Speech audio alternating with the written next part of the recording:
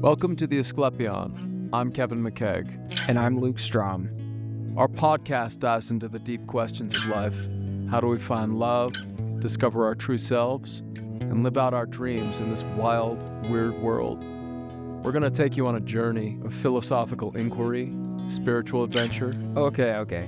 Just imagine you're like sitting around a campfire with the homies and you all start opening up and talking about real shit.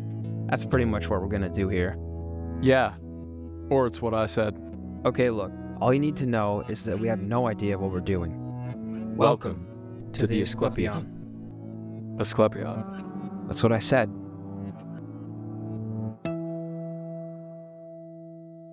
Yo. How are you doing this morning? I'm pretty good, nice man. Hair. You're growing out all your hair. My hair is getting longer. Yes. It's that November Luke. Yeah, I'd been getting it cut pretty short recently, but it's getting colder here, and the long hair is coming back. Yeah, what can I say? I'm getting smellier. How are you liking the humid, dirty hippie? How are you liking the humid weather in Philly? Humid cold, the raw cold. I like it, man. I don't have to wear lotion. It's nice, and yeah, it's really hasn't been that. People are always warning me about the weather. It's like, dude, I'm from North Dakota. All right, just chill out. But True. I don't miss the dryness of California. I mean, it goes from probably I don't know, October to April. Or no, I'm sorry, I have that totally. It's always 75. Those are the only times when it might rain. For 7 months out of the year, it doesn't rain. And when I was in Big Sur, we got fucking deluges in February. It was just raining all the time, every day. We have your rainy season up there. Yeah. Dude, I heard that floods and everything. In Big Sur, the Monterey cypress, which is my favorite tree, the only reason they're able to survive on that coast is because of all the fog off of the sea. And that's what keeps them moisturized. Isn't that cool? A tree survives on fog, man. You can't get any cooler than that. That's so fucking rad. I love the Monterey cypress. In fact, when I worked as an arborist at Ventana Big Sur, I was taking care of the California gray oaks and the Monterey cypress. And I was just trimming those guys and keeping them all picturesque. They have this weird witchy quality that is very iconic that I've come to associate with the West Coast. It's interesting. Yeah, you said witchy. I always thought of Gandalf when I see those trees. Yeah. They're very beautiful. It was an honor. They're pretty scratchy though. They look cool. They look kind of softish from way back, but when you get up to them, they're pretty scratchy. Yeah. It's just be covered in fucking scratches and poison oak that's creeping all over the base of the trunks, and happy as hell because I was by the coast living in a tent in the redwood forest. Man. You got to get back there, man. I don't know. I'm always torn because I can see you being there. I still see you as a Boulder man, but not in a negative connotation, but we all know there is one. To mean, man? A mountain man, I should say. Colorado man. That's you're better. Boulder beta man. Yeah. Yeah, you hoka wearing piece of shit. Crunchy granola, Birkenstock wearing, Labrador touting, Subaru driving Boulder beta male. Dude, Boulder is such a funny little paradise, and I miss it a lot. But then, yeah, I don't know. You do get this funny feeling after a while. It's what are we doing, guys? I don't know. I really wonder what it was like back in the 70s or even the early 2000s or something. Well, it's wild, man. You kind of, in my opinion, you got out at the right time because it's really changed over the past couple years. It's become more corporate and less charming, and it's lost some of its hippie vibe and spiritual vibe and become a little too shiny and congested. And, I shouldn't complain because it's still a great city, but it's definitely changed over the past 5 years. And you caught it at a really nice time when it was still ultra chill. Dang. That's crazy, back in dude. 2010, for example, the summers here were super chill. The 90s, people say. The 70s, everybody was super kind and the community was very tight-knit. And it was like a paradise. It's still cool. Amazing. It's just changed. Yeah, man. I sound like a salty veteran. Back in my day, people used to smile at each other. Should we get into our material? Should we quit wasting the good people's time with our banter here? I don't know. They signed up for this shit. They push play. I think anything goes. Yeah, man, you guys are paying for this? Wow. Get a life. We wanted to talk about friendship. Kind of two things came together with this. One, Kevin and I have been friends for 5 years now. It'll be our 5th anniversary on December 22nd. Not that I'm keeping track. And then also we've been through a lot of stuff together and we've done a lot of cool stuff together. And we've also noticed that in the news and just hearing from other people that there's a massive problem going on, at least in America, especially with young men making friends. You hear all the time, it's really hard to make friends as adults. And I think I've said this many times in the podcast now, but I did struggle with like pretty crippling shyness for many years, kind of like all through middle school and all the way through college even. But luckily I landed in San Francisco where there were all these super cool people, and I just kind of found this community that took me in. And that was the first time I really felt like, wow, I have this like actual, yeah, community group of friends, not just like one or two people. That's kind of how it was for me most of my life, just like 1, 2, or 3 friends at a time, maybe. But in North Beach, San Francisco, there was like 20 people I really, really liked. And that just, I don't know, it gave me so much confidence. What do you think, man? Loyalty is so important to me. Like I grew up in the Northeast and people really have each other's backs out there. And I think that was kind of imprinted on me. And so when I'm looking at friends, I'm looking for who's going to be loyal to me, who I can express my loyalty to. Fun is really important. Like, can we go gallivant in the mountains and sort of push our edges, especially as men, just men, male friendships, going out, testing your mettle against the mountain or the ocean in the wilderness, enjoying wilderness together. And fidelity, just like trusting each other, developing trust. I read that it takes somewhere around 200 hours of quality time to become friends with somebody, to pass the acquaintance threshold and become close friends. It's a lot of time for modern men and women. Yeah, Like you're mainly at work. You're at work 40 hours a week. Those aren't really your friends, you know? Maybe you get together with people for a barbecue, friends or family, but 200 hours is a long time of it is. uncoerced time. And so maybe, part of our struggle these days is just that we don't have the time to develop lasting friendships. But I'm with you, man. I really am grateful for your friendship, and I'm glad, I'm happy to say that I have a few really close friends. And I'm pretty well connected in Boulder, and I have community in the Northeast, in the South, in the Midwest, in California, even globally. But um, I feel lucky that I have a few close people that I really trust and can count on, and that to me is much more important than span. More important than having a big number of friends, you mean? Did you say Yeah, span? Yeah, okay. spam, I thought you said spam. Yeah, like the meat product. spam.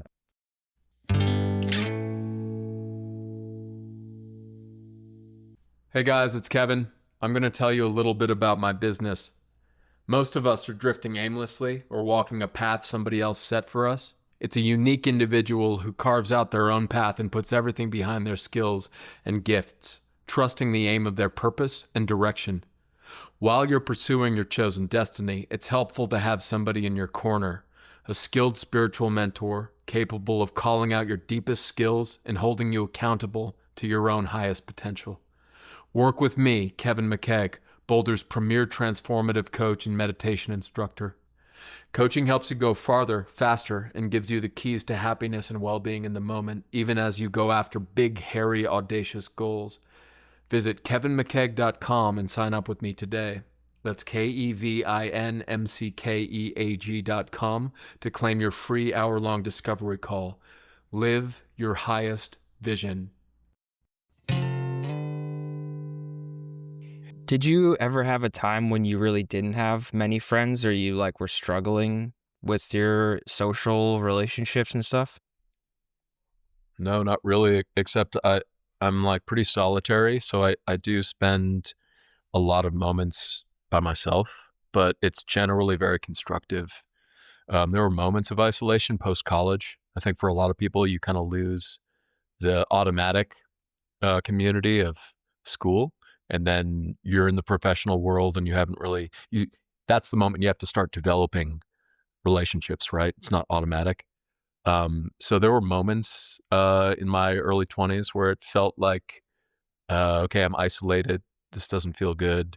I need to start developing community. But thankfully, I'm in Boulder. There's a pretty robust community here of spiritual adherents and others. And I was working at the Shambhala Center in town.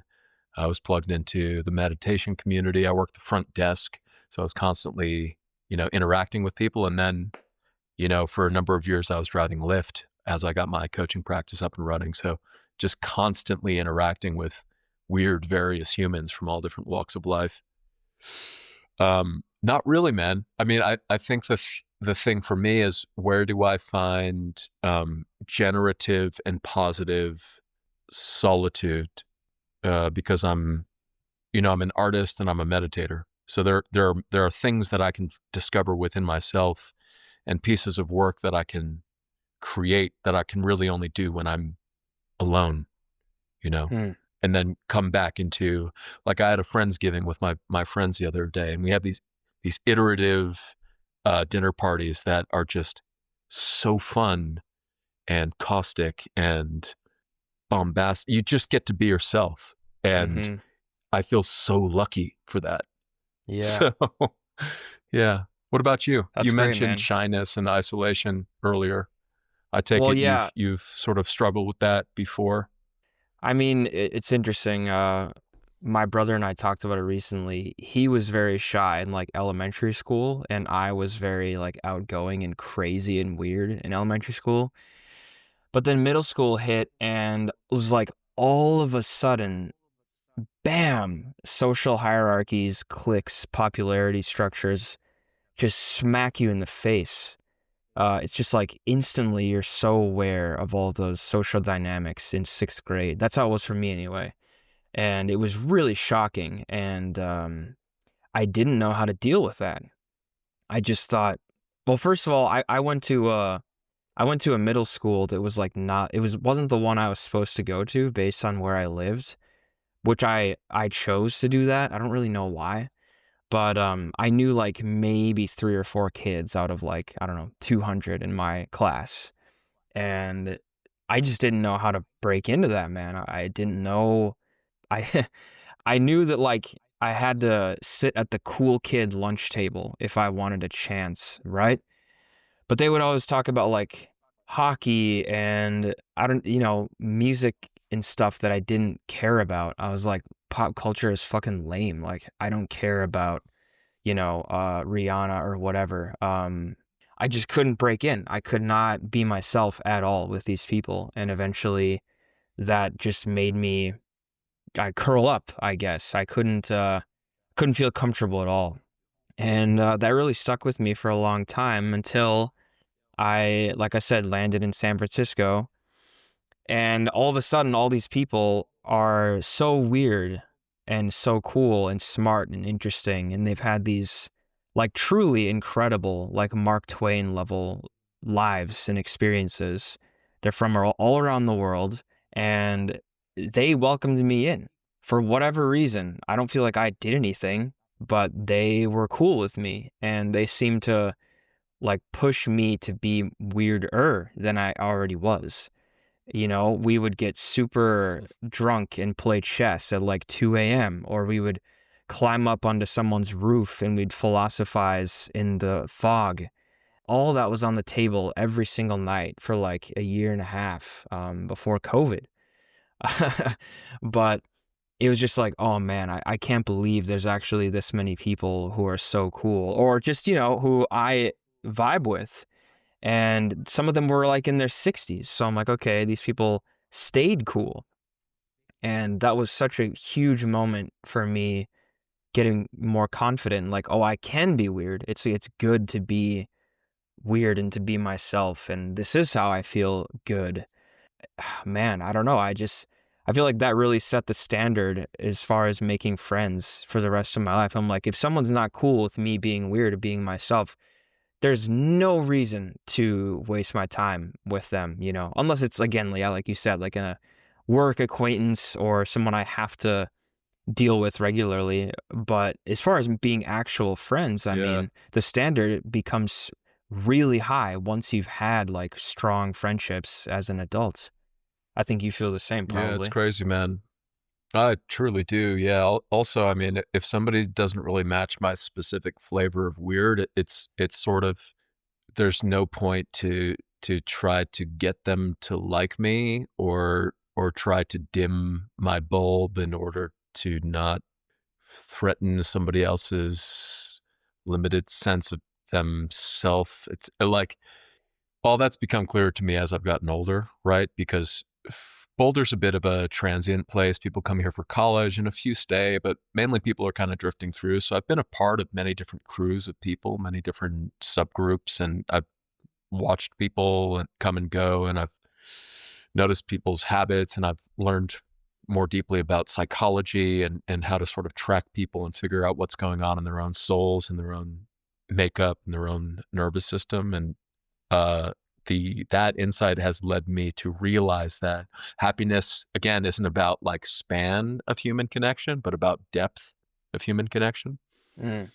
And you talking about your middle school days brought me back to high school, and I was thinking about a, a weird group of misfits that I used to romp with, and we called ourselves the psychedelic poets because we'd eat mushrooms and just write together all night. Wow. We'd hang out in my basement, which was this big donut shape basement. You could just do laps if you wanted to. It reminded me on some moments like a spaceship just floating there, like from the old 70s space movies or something like that.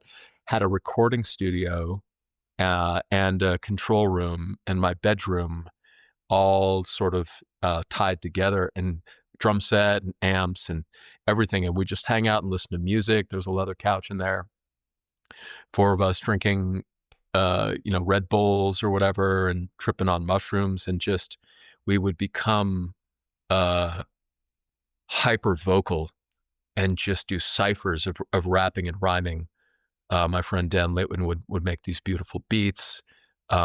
Greg Ellis and Chris LeMay were these like incredibly gifted lyricists, and we just sit down and just cipher Mm. endlessly. And it was like, for a moment, I found my weird psycho misfit brothers, and we spent many nights just kind of hitting the edge of our conscious awareness and um, channeling gems from the unknown.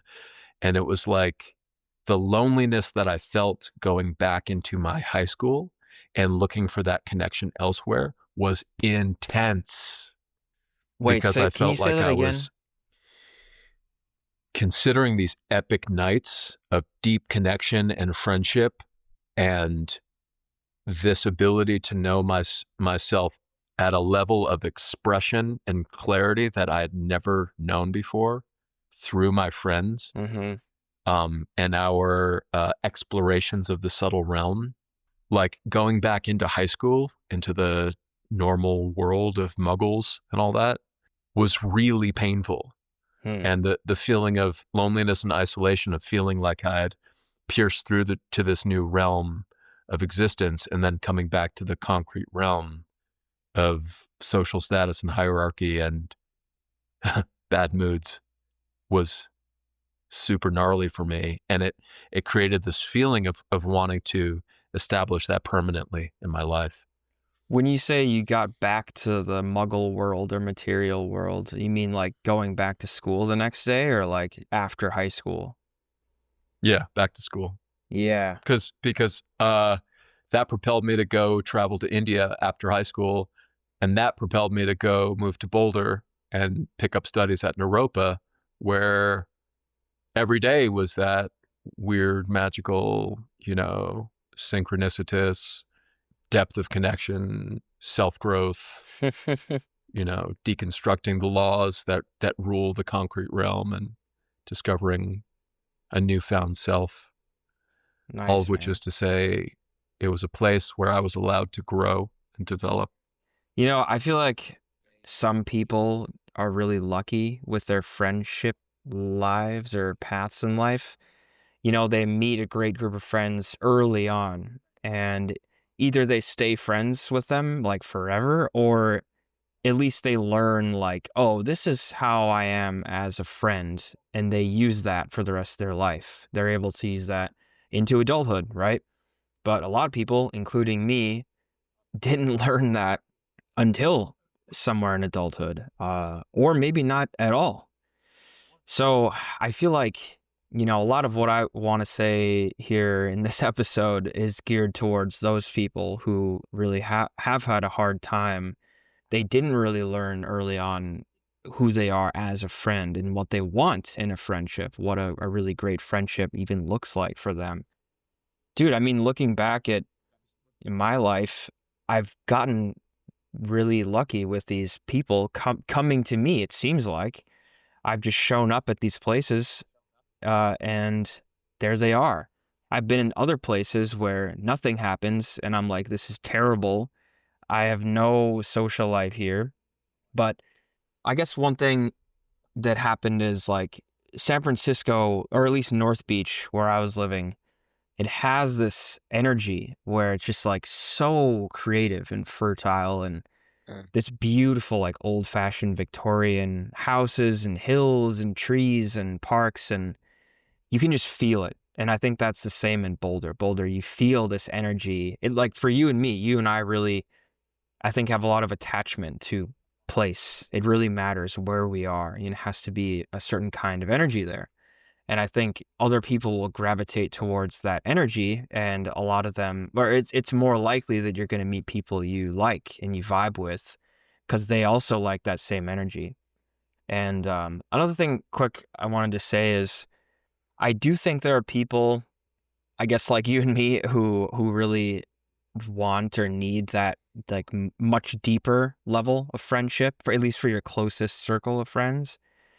It does seem, though, that there's some people who enjoy having a span. They don't necessarily want a really close, tight circle of friends. Maybe they're missing out, but I do know some people that seem really happy and fulfilled in their social life, and they have a decently wide number of friends. But this sounds really, I don't know, douchey, but it does seem like most of their friendships aren't quite as deep.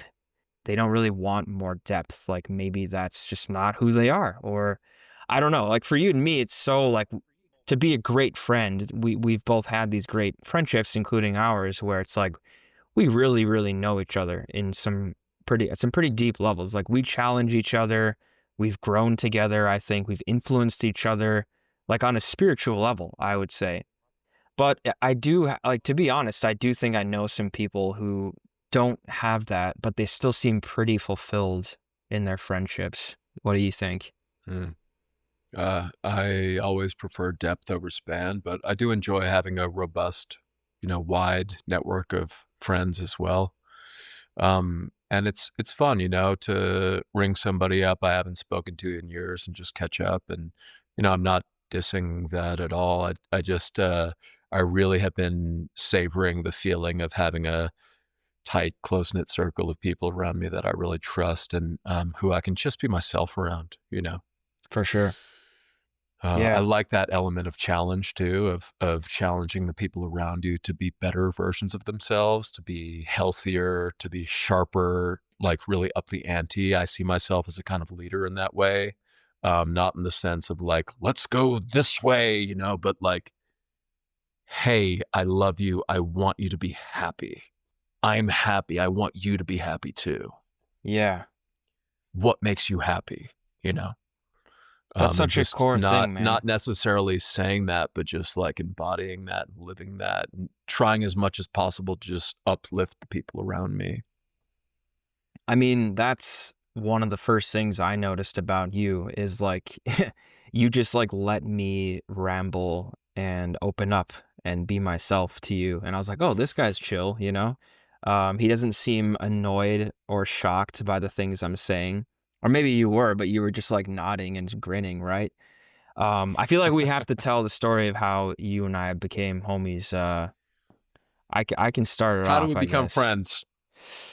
I had just moved to Boulder from San Francisco. It was very close to Christmas, 2020. COVID was still very much a thing, so I took an early flight back home for the holidays. I think like 6 in the morning or something. I called a Lyft, and you picked me up, and you were pretty quiet, and you were listening to Well, I Joe was listening Rogan. to a podcast. Yeah, you were blaring Joe Rogan, and I just kept talking to you, asking you, hey, man, what do you do around Boulder, man? What are the people like? You know, you're just babbling. And I think at some point, yeah, I said something about like Sublime or being a Yeah, or Pisces. Basquiat or Yeah, Hendrix Jimi maybe. Hendrix. And then you turned the volume down. We suddenly realized we had a lot in common. Yeah. I just remember finally, after like 20 minutes of annoying you, you turned the volume down. And you're like, yeah. And then we were jamming for, I don't know, another 20 minutes. And then I think we swapped emails or numbers or something. And you were like, hey man, I'm teaching this I'm doing a guided meditation next week. Like you should tune in. And I did. And then when I got back to Boulder, we hung out at that fancy hotel. What's it called again? The St. Julian. Yes, sir. Yeah, we chilled by the big fireplace and got drinks or something, wine maybe, and we just started going, dude. Just started talking, and I think that's when I knew, bro. Yeah, man. I don't know. That's interesting. That's interesting. You pointed out the St. Julian, and that's bringing back a whole flood of memories of cohering groups of people around the fire at the St. Julian and drinking prosecco, and I would talk with you and invite, Julian over and, my sister and bring in random, coaching clients that I was working with, and then talk to girls there, and I would take dates there. The importance of a physical space that feels cozy and uplifted to party at seems very important. What are you doing with your time? You want to go hang with your friends in nature? You want to find like a really cool space to actually, that place has vaulted ceilings and columns and a fireplace, and it's really elegant and beautiful, and it always felt so cozy, but that it brought out the best in people. And all I had to do was make the call and invite 20 people, and 7 people would show up, and then we'd have a fucking blast. And it takes a little work to get people together. Sometimes it's like herding cats, but it's so worth it, and always the right people show up, and you never know what will happen.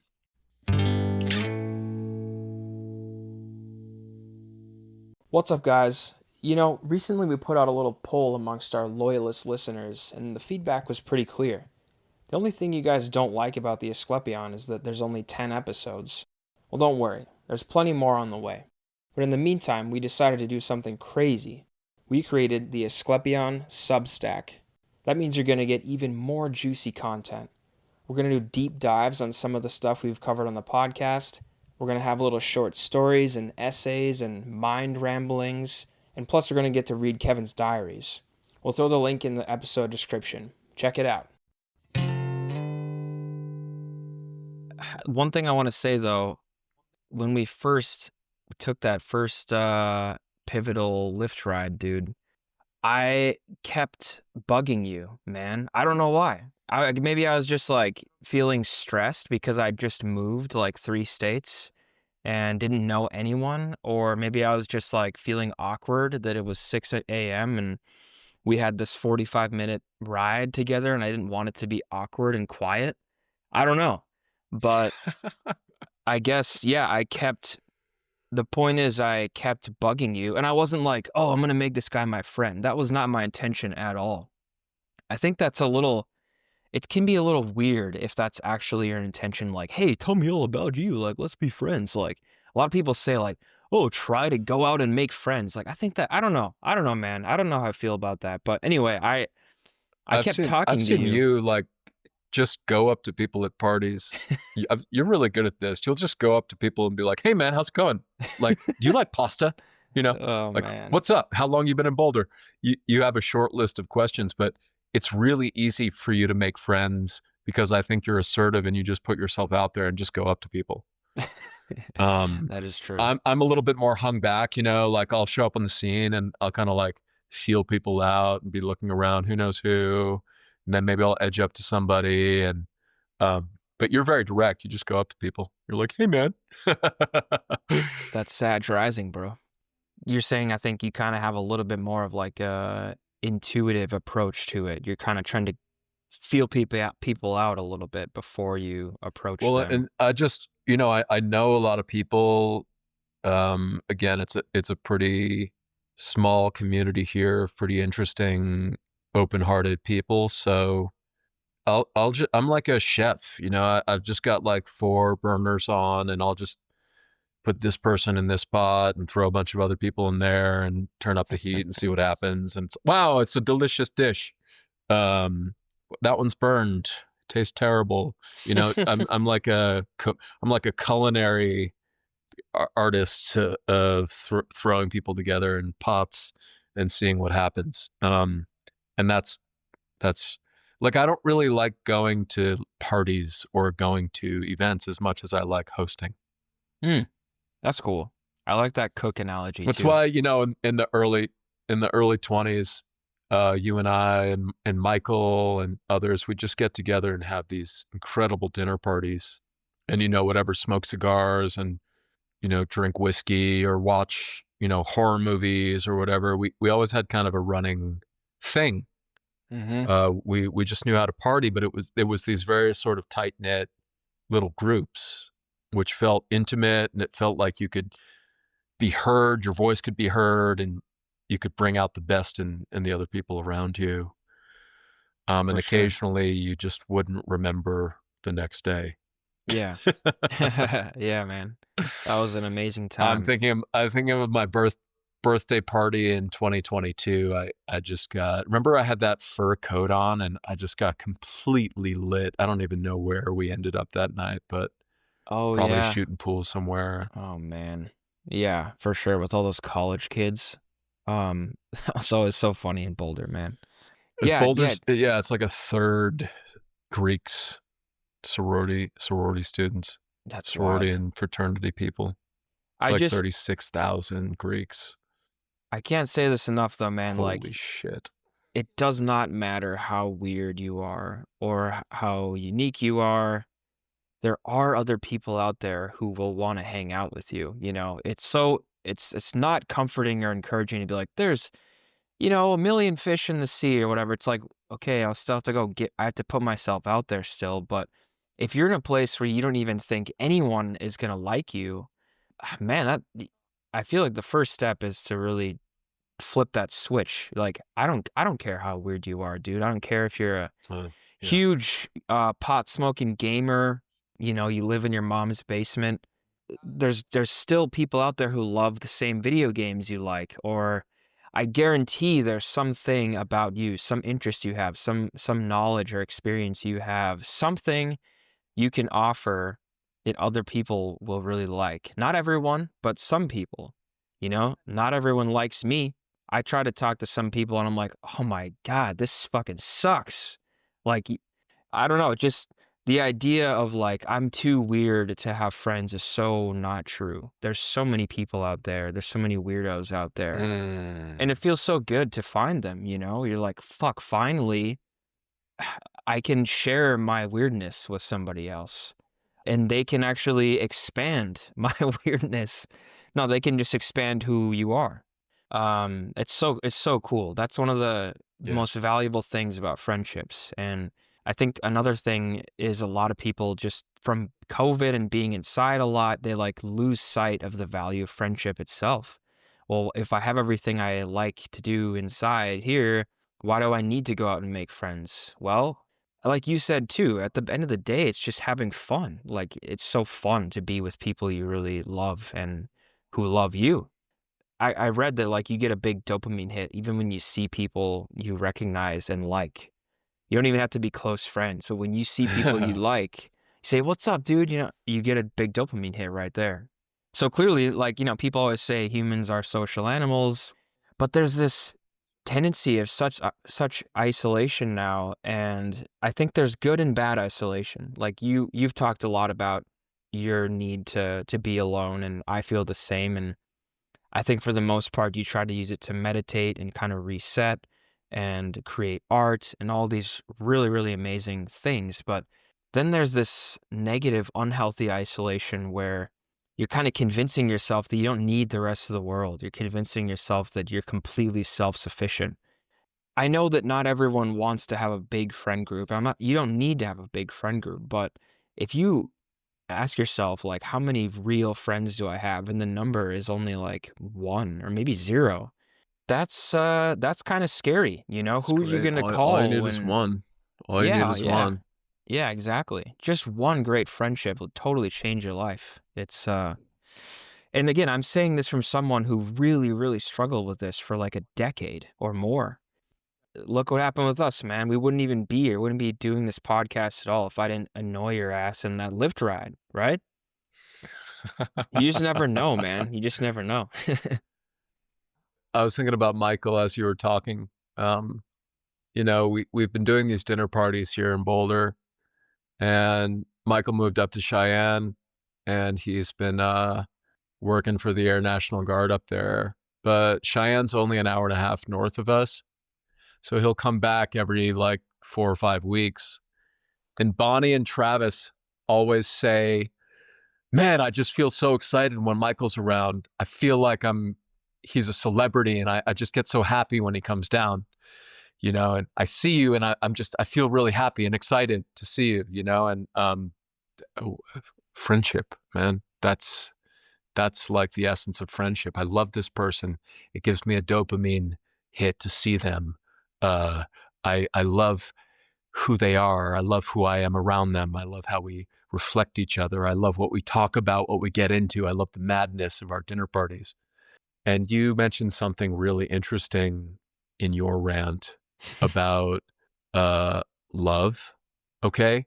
Of accepting yourself fully and not trying to be anyone for anyone else. I think it's so important, as I've talked about before, to love yourself, to fill up this feeling of self-respect and love and kindness towards yourself, and allow that to trickle out. And when you notice yourself putting on a mask or trying to be good enough for someone, like reel it in a little bit and then try to figure out how you can just do you and let that sort of naturally gravitate the right misfits around you who are Hmm. going to complete your little constellation. That's the only thing that's ever worked for me. Because the moment I start striving and seeking somebody's attention, it's like it's game over because it's a game. Yeah. It's a ruse instead of just allowing myself to be authentic. And I actually like that hot take here. I actually like that frame of being like, if they don't like me, that's their problem. Yeah. Like, says a lot about them that they're not feeling me. Sorry. Like, obviously, you don't deserve my friendship and time and attention. Hmm. Okay. Even if you're deluding yourself, it feels healthier for me to just be like, you know what? Fuck you. Take a fucking walk. Take a fucking walk. Take a long walk off a short pier, guy. Nice. I like that. I like that a lot because I've noticed even recently sometimes I meet new people and I'm like, oh, I guess I should try to get to know, I should try to be friends with them or get to know them because whatever, they're a friend of a friend or I'm going to be working on some stuff with them. And I find myself still sometimes slipping into that like mirroring just for the sake of seeing if we're going to vibe. And I think that's okay. I think some level of mirroring can be helpful. And I guess by that, I just mean picking up on somebody's energy, their vibe, and sort of matching it. If someone's really bopping, they're really hyper and like, oh, okay, I can kind of be crazy around this person, see how that goes. But I've been going up to New York a lot to take some classes and do some other fun projects, and I'm meeting a lot of people. And sometimes I feel kind of like hollow or stressed out or just weird when I'm not being myself and I'm like just trying to be like nice or have a good time with these people just for the sake of having a good time instead of, like you said, feeling good in myself, feeling chill, and then whatever comes will come, Not just like sitting in the back Interesting, man. corner of a Yeah, room. if we're trading notes about our techniques interpersonally. Earlier I said when I come upon a novel social scene where I don't know people, I tend to be more hung back and observant, but that's not strictly true because it's also that I feel like I'm putting off an energy and I'm actually letting my body language sort of speak for me and then allowing everybody in the room to like feel me, even if they're not consciously aware of it, and then find connections that feel the best to Yeah. how I'm standing in relationship to this new group. And I found that to be, and as well as I'm kind of watching and waiting for the right energetic harmonies to arise. But Can I say something off of that? how's that going up there, too, man? Yeah, of course, of course. It's going really well, dude. It's a struggle because I often spend 10 to 15 hours a week on a bus, going between Philly and New York, and that's kind of insane. And also just, I show up in New York and oh shit, I'm in Times Square. And now I have to immediately hop on a subway and go over to Brooklyn and do this and meet these people who I only see once a week or less.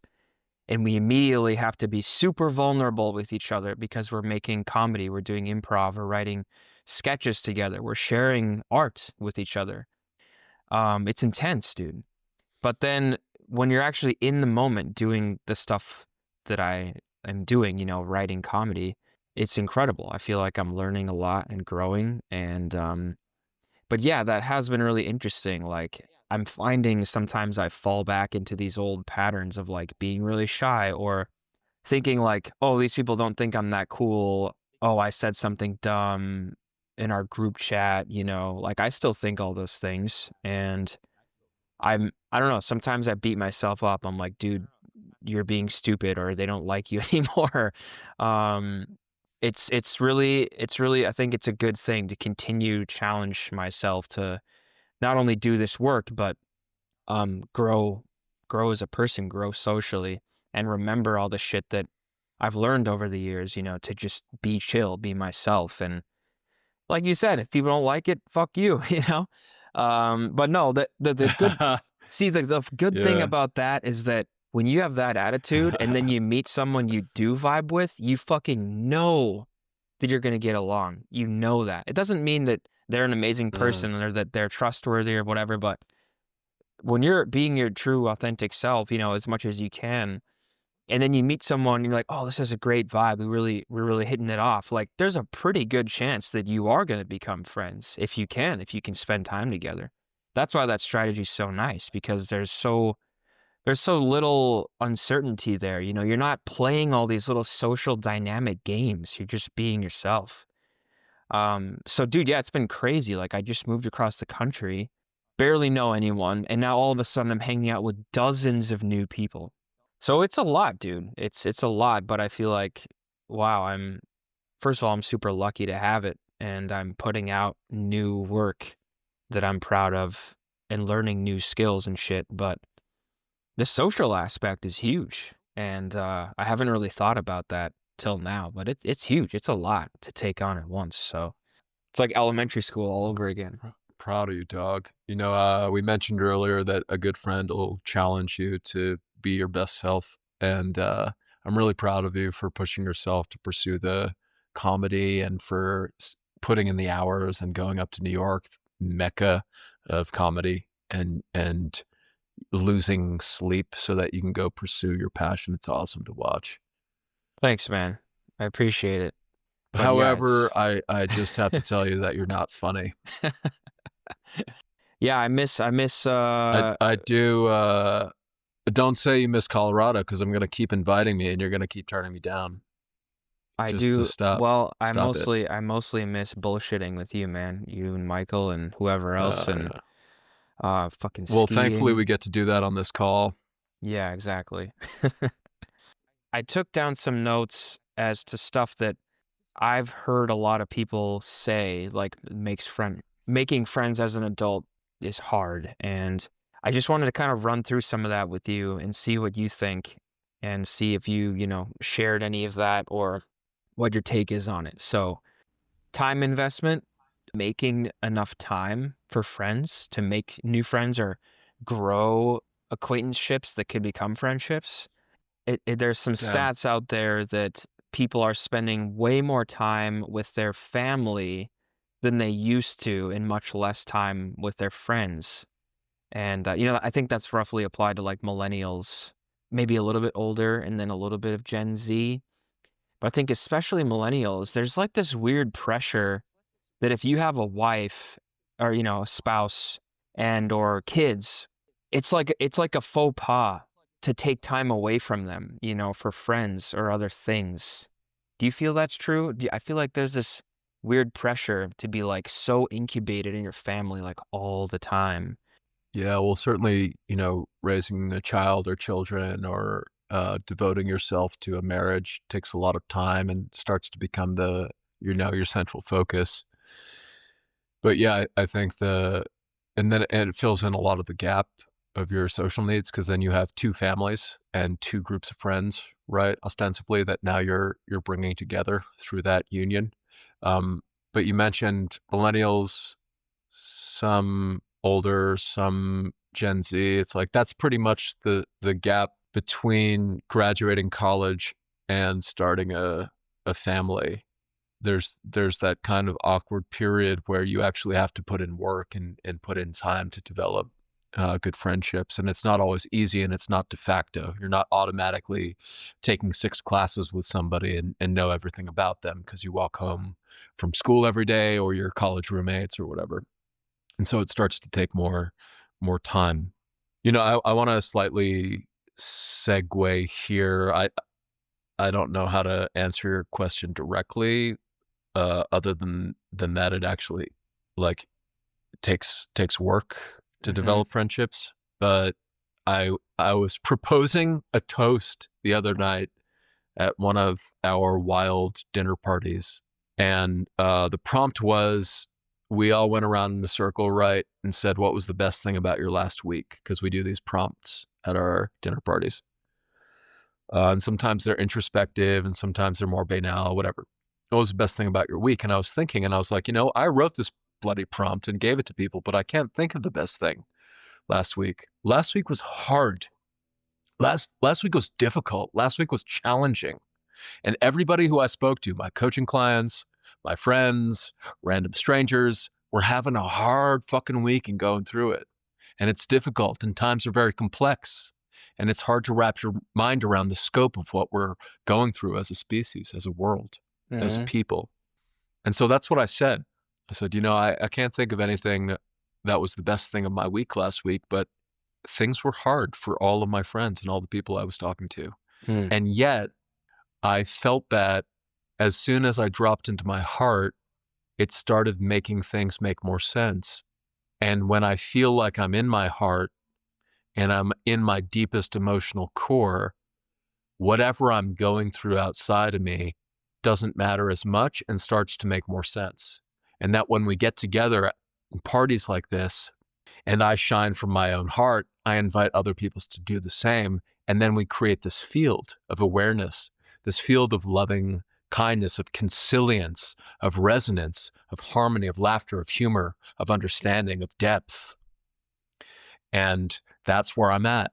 I didn't have a good moment last week. Not that popped out anyway. I had plenty of good Hmm. moments, but I was like, last week was really hard for my friends and my family and everyone around me. And yet I felt like because I was in my heart, I had this incredible asset and I was able to express that at this party. And people were like hearing that and going, yeah, I feel that. And we're actually generating this field of loving kindness and intention that I was talking about. And it was like a little reprieve from the difficulty in life.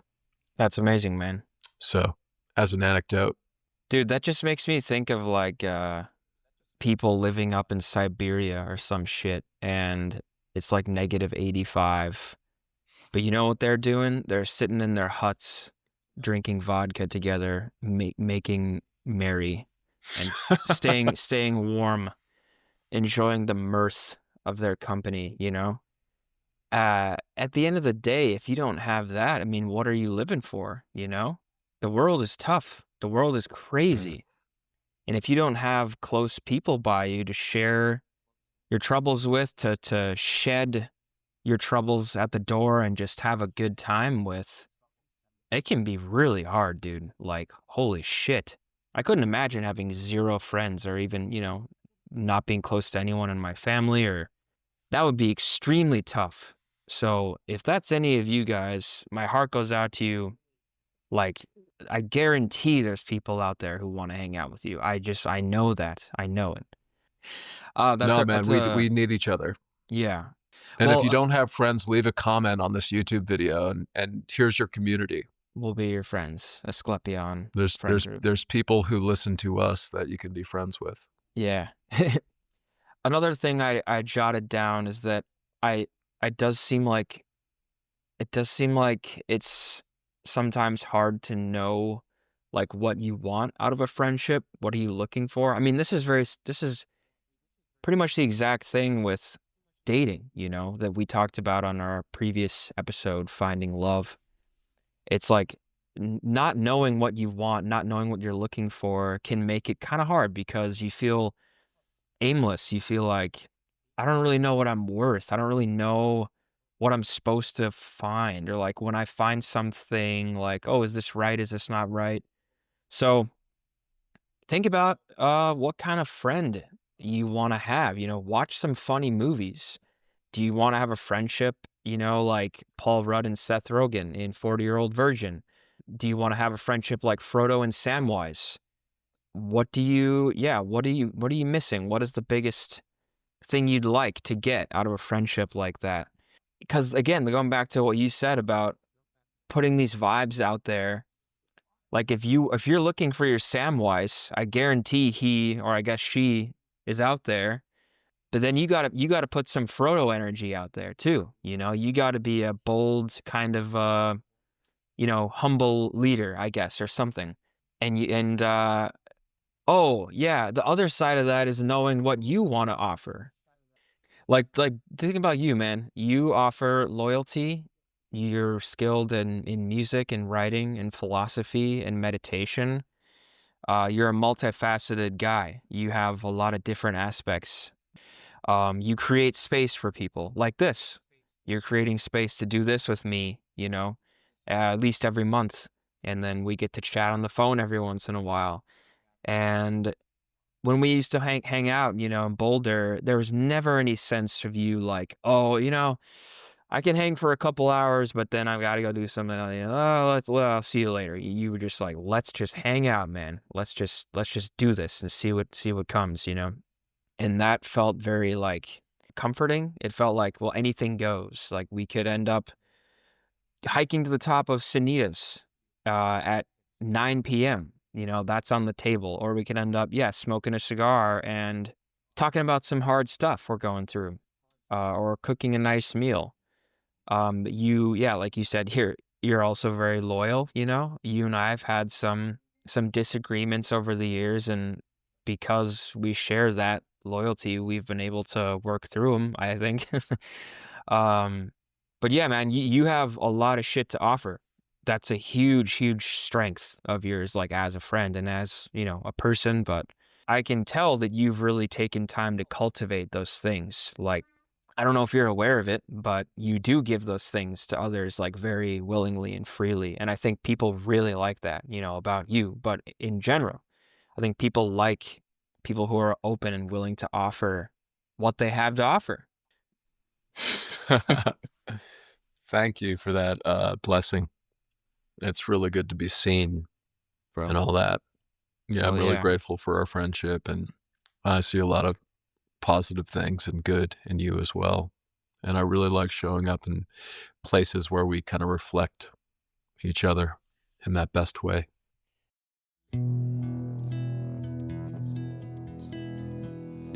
Thank you for listening to this week's episode of the Asclepion. We hope you enjoyed the show and that you feel uplifted, empowered. Yeah, just make sure to subscribe to our YouTube channel and follow us on X and all that shit, all right? Farewell, friends.